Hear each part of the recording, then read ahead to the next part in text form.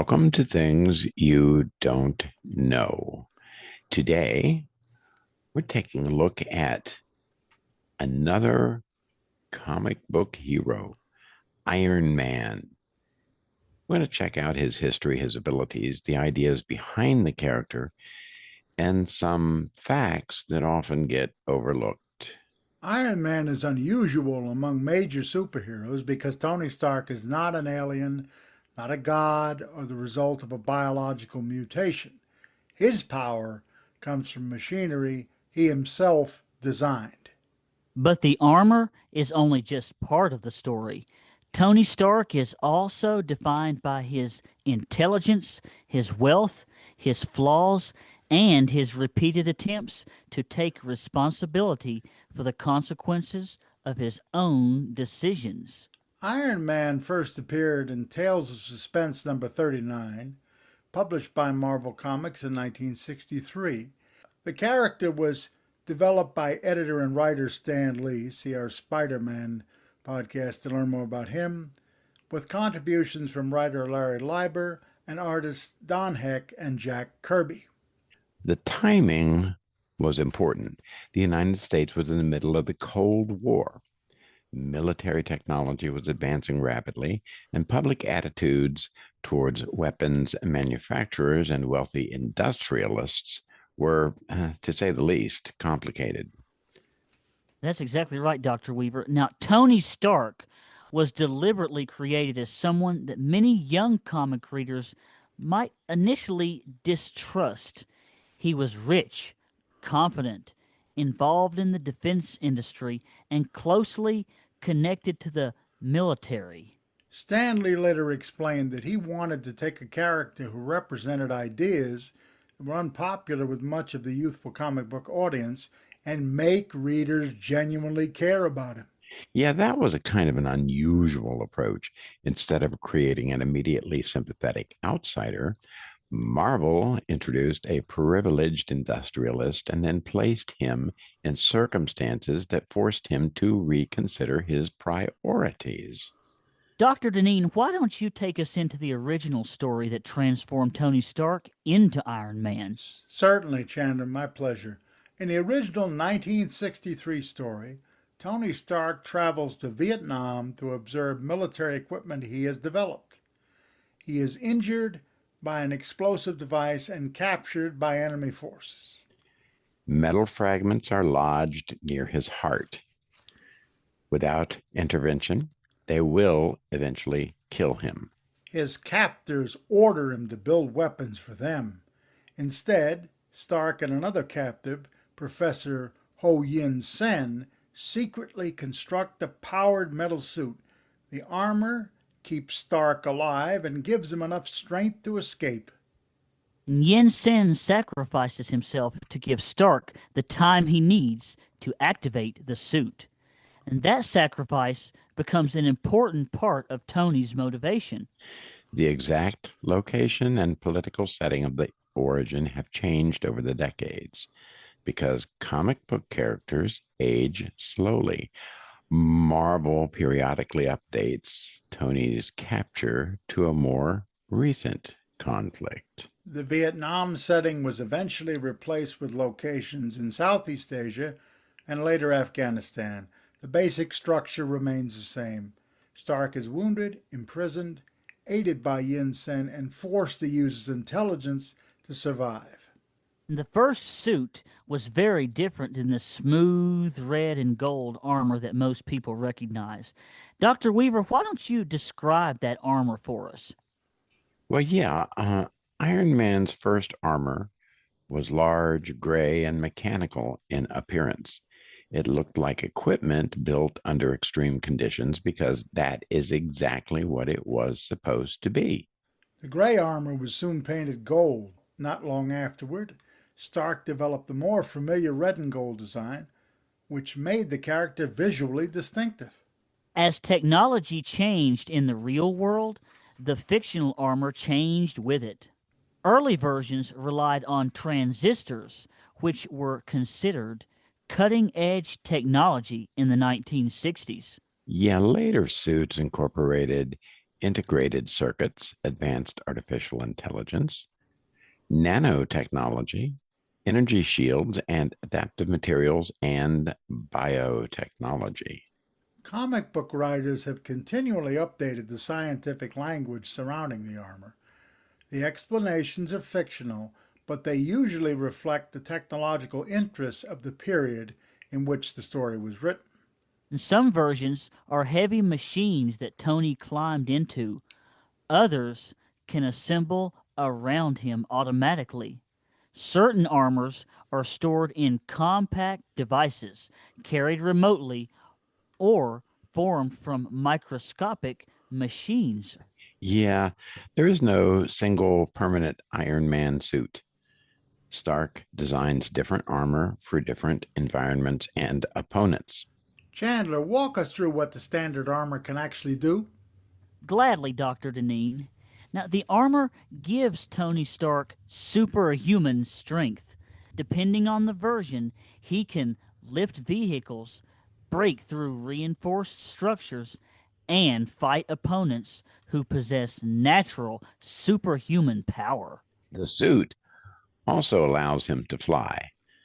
Repulsor technology in the boots provides thrust, while stabilizers help control movement and direction. The repulsors in his palms are also weapons. They can fire concentrated energy blasts. They can produce defensive force or deliver controlled bursts when Tony does not want to use maximum power. The chest unit is often called the unibeam. It can produce a more powerful energy discharge, although using it may consume a significant amount of the armor's available power. The suit includes sensors, radar, communication systems, environmental controls, targeting equipment, and computerized analysis.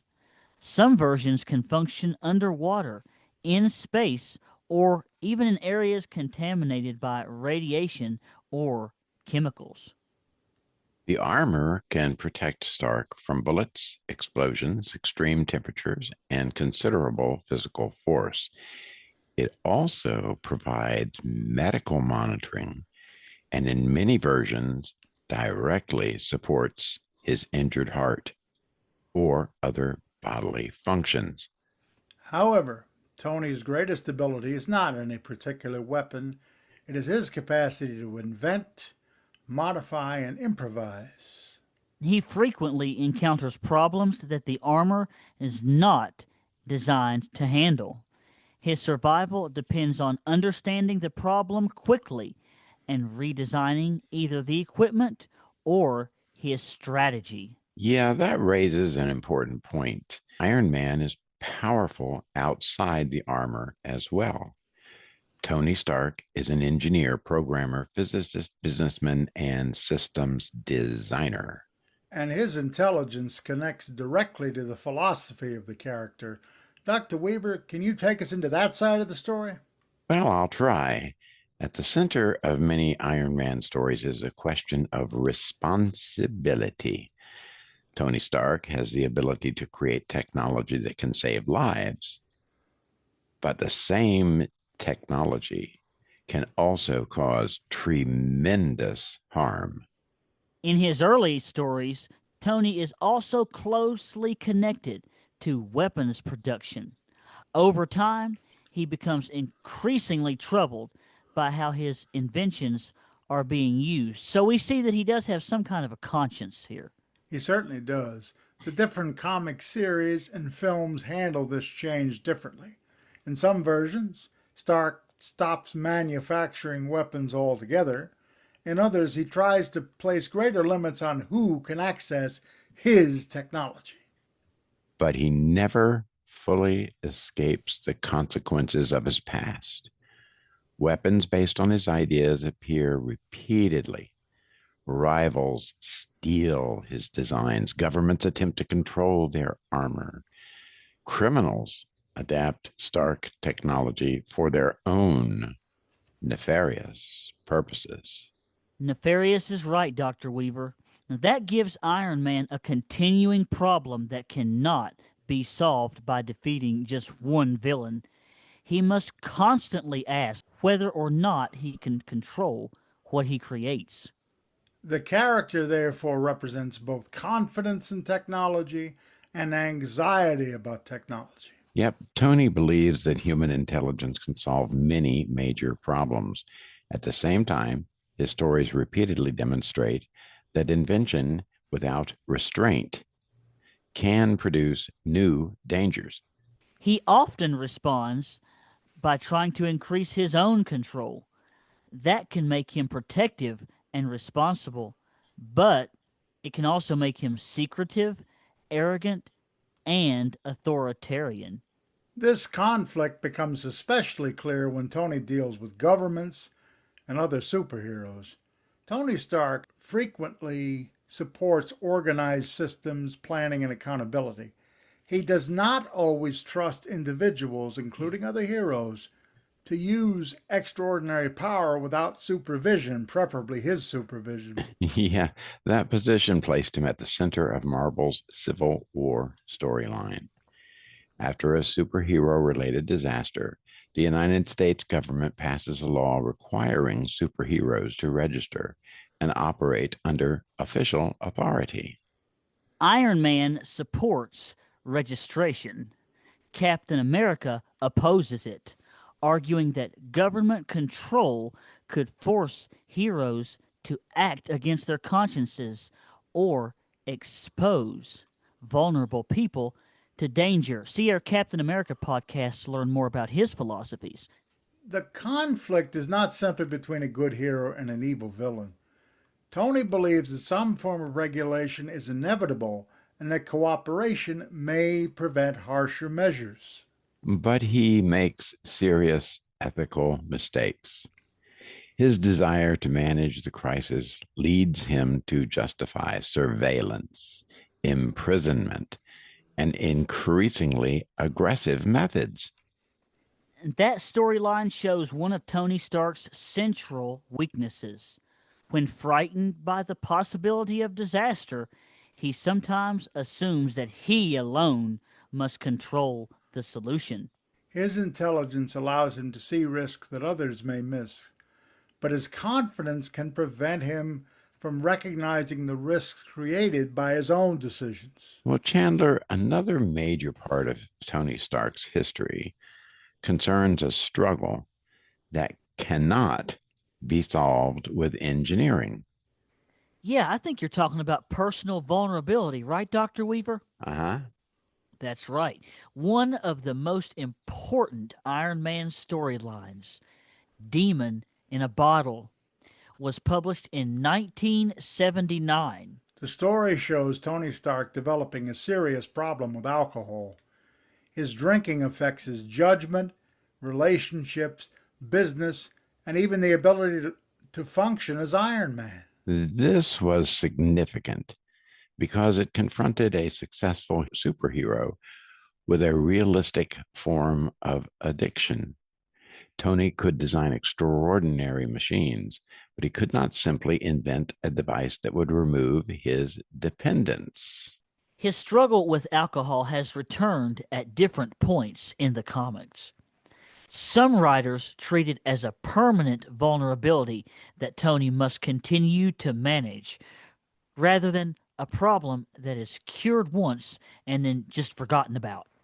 During one period when Tony is unable to act as Iron Man, his friend James Rhodes takes over the role.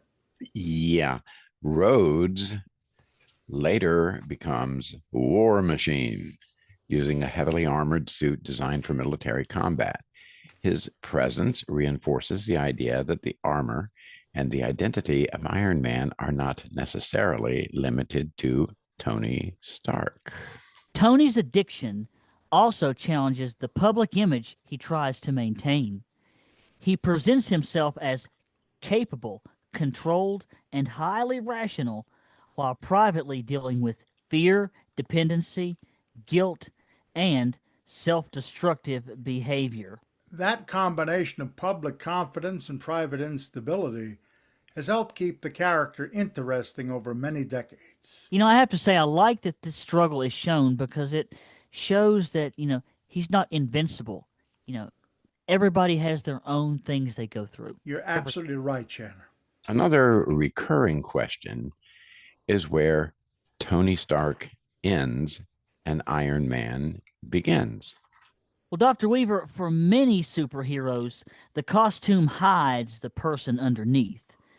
With Iron Man, the armor may reveal Tony's personality more clearly than his ordinary public image does. The suit represents his intelligence, but also his need for protection and control. It allows him to confront threats directly while physically separating him from the outside world. Some stories push that connection further. In the Extremis storyline, Tony uses an experimental process that links technology more closely to his body and nervous system. He gains faster control of machines and can interact with his armor almost as though it were part of his body. That development raises another philosophical question.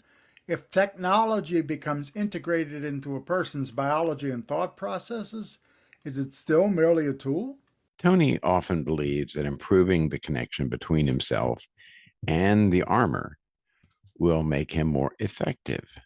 But the closer the connection becomes, the more difficult it may be to separate his identity from his machinery. And this is one reason the character fits so well into modern discussions about artificial intelligence, human enhancement, automation, surveillance, and dependence on digital systems.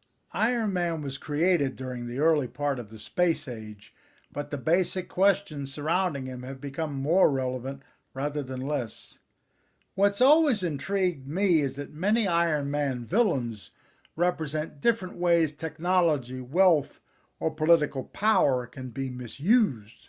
Yeah, the Mandarin is one of Iron Man's best known opponents. In the original comics, he uses 10 powerful rings recovered from alien technology. Different writers have revised the character substantially because some early portrayals relied heavily on stereotypes. Obadiah Stane is a corporate rival who attacks Tony financially and psychologically before using his own armored identity. Ironmonger. Justin Hammer is another industrial rival. Rather than personally matching Stark's inventions, Hammer often finances criminals and supplies them with technology. Crimson Dynamo and Titanium Man originated as Cold War counterparts to Iron Man. Their armored suits represented competing national and military systems. And then there are opponents such as Whiplash, the Living Laser, and the Controller, each of who challenges a different part of Iron Man's abilities. A repeated pattern is that Tony confronts distorted versions of his own methods. His enemies use science, money, weapons, or corporate influence without accepting the responsibilities that Tony is still learning to manage himself. The conflict is therefore often personal. Tony is not merely fighting an outside threat, he is fighting a possible version of what he could become. Dr. Weaver, there are several interesting details from Iron Man's history that casual audiences may not know. Why don't you tell us one of those, Dr. Dineen? Sure, for many years, the public within the comic universe did not know that Tony Stark was Iron Man. Tony claimed that Iron Man was his personal bodyguard and employee. That explanation became increasingly difficult to maintain. Tony eventually revealed his identity publicly, although his later stories have altered, erased, or restored public knowledge depending on the needs of the series. Iron Man was also a founding member of the Avengers of the comics, alongside Thor, Ant-Man, the Wasp, and the Hulk. Captain America joined shortly afterwards. Tony provided the Avengers with financial support, equipment, and meeting facilities. The team originally operated from his family's mansion before later using other headquarters. Another fact is that Iron Man has designed special armors for particular missions. These have included suits for deep space, underwater operations, stealth, heavy construction, and battles against exceptionally powerful opponents. One of the best known specialized models is the Hulkbuster armor. It is designed to survive combat with the Hulk, although possessing the armor does not guarantee that Tony can defeat him. Tony has also created suits intended to confront Thor, alien forces, magical threats, and large scale military attacks. In several stories, his greatest danger is that others may copy or steal this technology. The Armor Wars storyline follows Tony as he discovers that his designs have been distributed to armored criminals and government agents. He responds by attempting to disable every suit arrived from his work, including armor being used by people who consider themselves legitimate authorities. The storyline again places responsibility against legality. Tony believes he has a moral duty to prevent misuse of his technology, but his actions bring him into conflict with the government and other heroes. Although Iron Man had long been an important Marvel character, he was not always one of the company's most widely recognized heroes outside comic book audiences. Well, that changed dramatically with the 2008 film Iron Man, starring Robert Downey Jr. as Tony Stark, which, by the way, he did a killer job in that movie. You should check it out. Absolutely. The film updated Tony's origin to Afghanistan and emphasized his decision to stop producing weapons after experiencing their effects directly. The movie's success helped launch the interconnected Marvel Cinematic Universe. Iron Man became one of its central characters. The films also made Tony's artificial intelligence systems, changing armor designs, public identity, and complicated relationship with government authority familiar to a much larger audience. Robert Downey Jr.'s performance emphasized Tony's speed of thought, confidence, emotional avoidance, and sometimes self destructive behavior. That interpretation influenced later portrayals of the character in comics, animation, and games. However, the film version and comic version are not identical. The comics contain decades of changing continuity, several versions of Tony's origin, different relationships, and major storylines that the films either altered or just didn't use.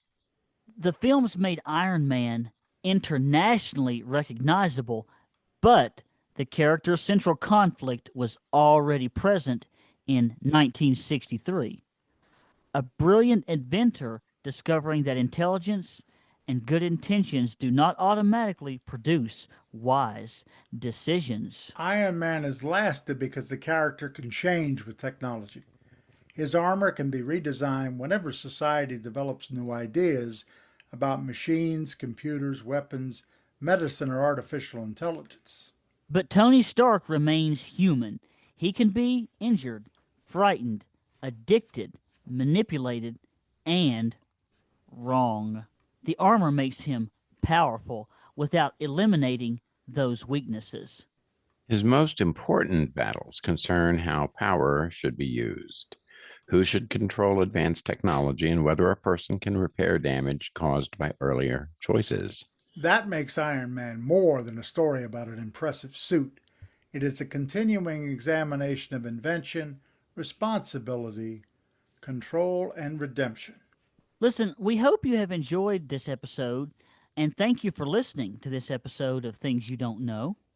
We hope you'll join us again for another look at the history and ideas behind familiar subjects. Please leave a like and a comment.